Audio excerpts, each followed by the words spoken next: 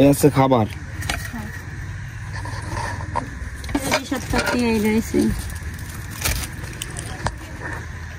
পচে গেছে।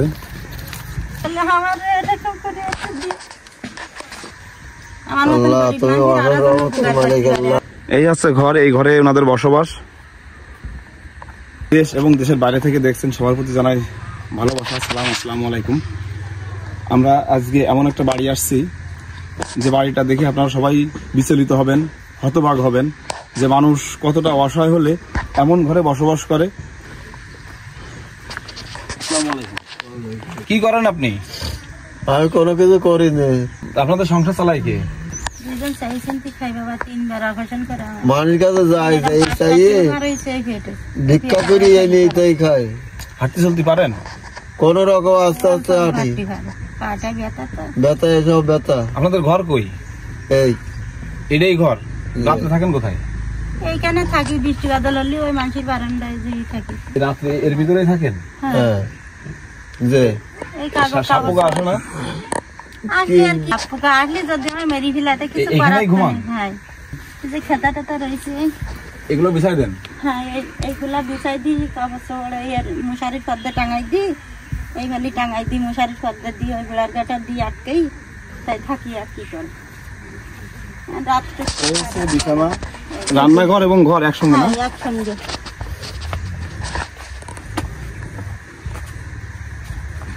এই আছে খাবার।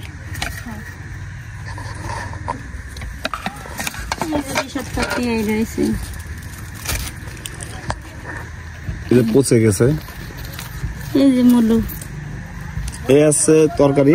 আমি আপনাদেরকে একটু সুন্দর করে ঘরটা দেখাই, যে ঘরে কিনা এনারা রাত্রেও থাকে এবং রান্নাঘর হিসেবে ব্যবহার করে। এই আছে ঘর, এই ঘরে ওনাদের বসবাস।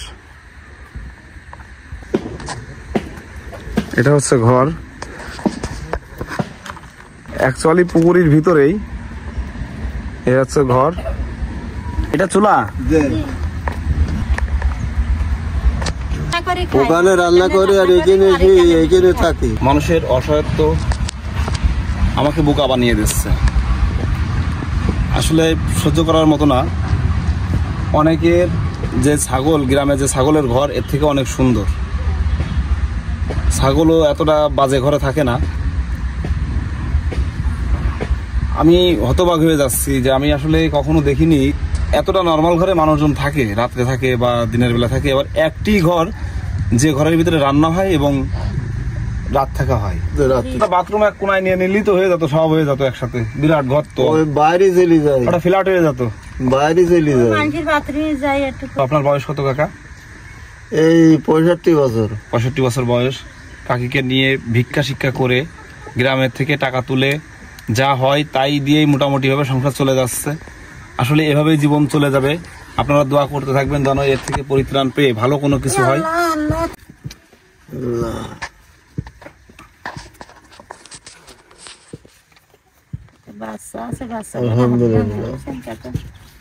বাচ্চাটা তো হাত ভাঙা, এই হাত ভেঙে গেছে। কেমন লাগে জানেন? কি সমস্যা বাচ্চা?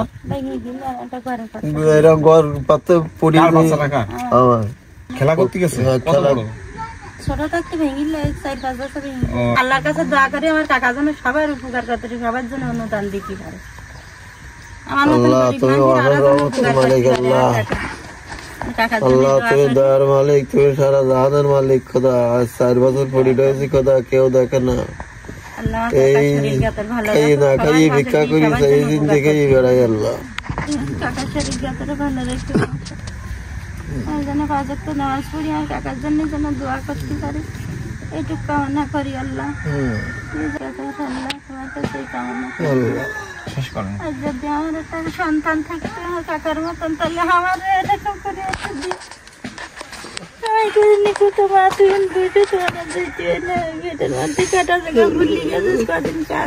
অসুস্থ খুব। আপনারা আমাদের সাথে থাকবেন, দোয়া করবেন, ভালোবাসা দিবেন। এমন মানুষদের আকুতি আমরা যেন কিঞ্চিত হলেও পাশে দাঁড়াতে পারি, ওনাদের উপকারে আসতে পারি। আল্লাহ তোমার ভালো রাখুন। দেশ বিদেশে যাই সবার জন্য উপকার করতে পারো সেটুকু কাজ। ওনাদের একটা ছোট সন্তান আছে, তারা মিলে সবাই যেন ভালো থাকে, এর থেকে পরিত্রাণ পেয়ে যেন একটু সুন্দরভাবে বাঁচতে পারে, এমনটাই প্রত্যাশা আমাদের। আমাদের একটু সবাই ভালো থাকবেন, সবাই সবাইকে ভালো রাখবেন। আল্লাহ হাফেজ। আল্লাহ